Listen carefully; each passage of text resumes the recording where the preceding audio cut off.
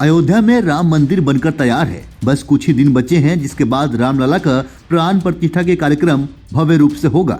श्री रामलला वर्षों टेंट में रहे। सुप्रीम कोर्ट का फैसला आने के बाद उन्हें कांच और लकड़ी से बने अस्थायी मंदिर में रखा गया। अब प्रभु श्री राम अपने भव्य मंदिर में विराजमान होने जा रहे हैं। 22 जनवरी को राम मंदिर का उद्घाटन और प्राण प्रतिष्ठा का कार्यक्रम है, तो वहीं 16 जनवरी से अनुष्ठान शुरू हो चुके हैं।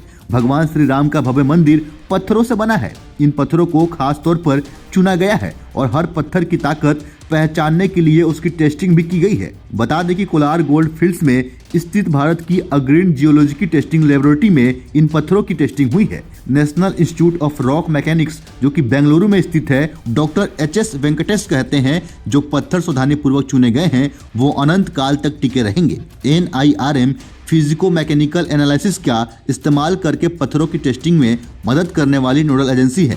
एजेंसी भारत के डैम और न्यूक्लियर पावर प्लांट की टेस्टिंग करने का काम करती है। डॉक्टर HS वेंकटेश कहते हैं कि बेहद ही खास तरीके से चुने गए ग्रेनाइट, बलुआ पत्थर और संगमरमर पत्थरों का इस्तेमाल ही राम मंदिर के निर्माण में किया गया है।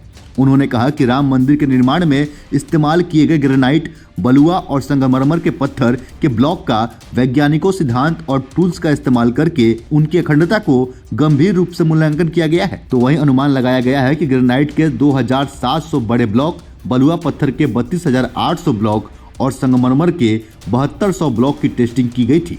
ये सभी ब्लॉक इंडियन स्टैंडर्ड इंस्टीट्यूट या ISI स्टैंडर्ड पर खरे पाए गए हैं।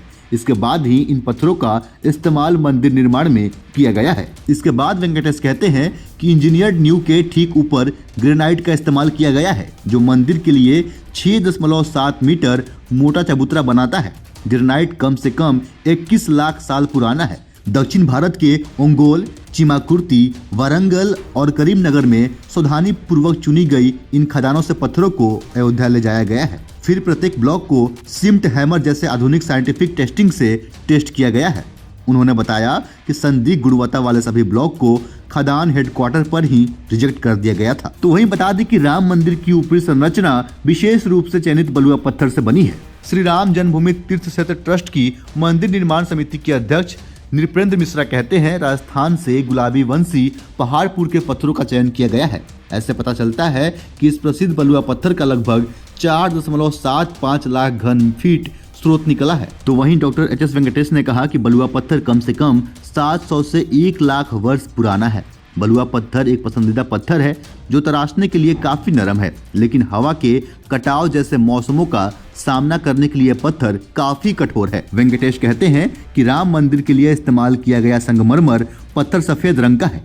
इसे राजस्थान के मकराना की प्रसिद्ध खदानों से लाया गया है। हालांकि सफेद संगमरमर का इस्तेमाल भार वहन करने वाले पत्थर के रूप में नहीं बल्कि सिर्फ सजावटी सामग्री के रूप में किया गया है।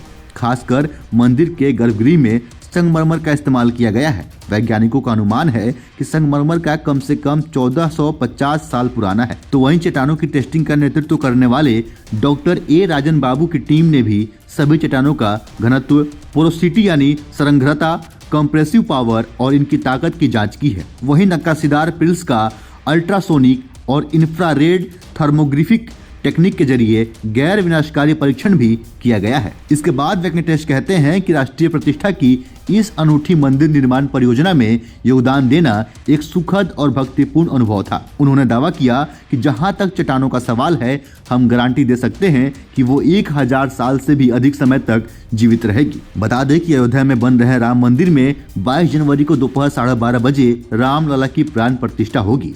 कार्यक्रम में प्रधानमंत्री नरेंद्र मोदी, उत्तर प्रदेश के मुख्यमंत्री योगी आदित्यनाथ सहित 6000 दिग्गज शामिल होंगे।